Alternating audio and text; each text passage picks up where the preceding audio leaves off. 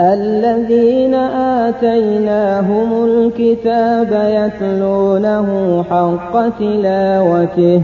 أولئك يؤمنون به ومن يكفر به فأولئك هم الخاسرون يا بني إسرائيل اذكروا نعمتي التي أنعمت عليكم وأني فضلتكم على العالمين واتقوا يوما لا تجزي نفس عن نفس شيئا ولا يقبل منها عدل ولا تنفعها شفاعة ولا هم ينصرون وإذ ابتلى إبراهيم ربه بكلمات فأتمهن قال إني جاعلك للناس إماما قال ومن ذريتي قال لا ينال عهد الظالمين وإذ جعلنا البيت مثابة للناس وأمنا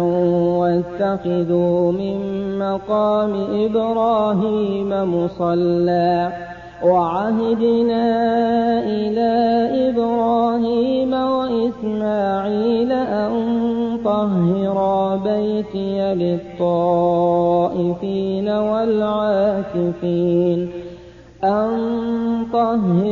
بيتي للطائفين والعاكفين والركع السجود وإذ قال إبراهيم رب اجعل هذا بلدا آمنا وارزق أهله من الثمرات من آمن منهم بالله واليوم الآخر قال ومن كفر فأمتعه قليلا ثم أضطره إلى عذاب النار وبئس المصير وإذ يرفع إبراهيم القواعد من البيت وإسماعيل ربنا تقبل منا إنك أنت السميع العليم ربنا واجعلنا مسلمين لك ومن ذريتنا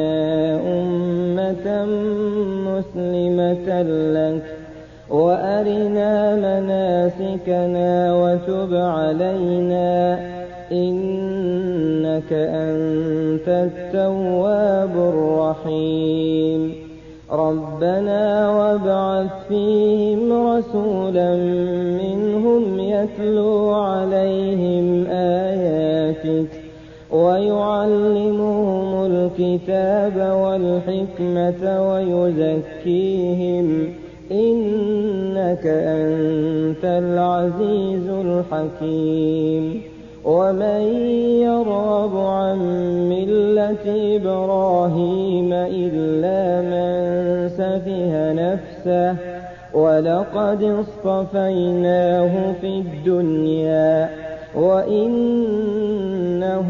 في الآخرة لمن الصالحين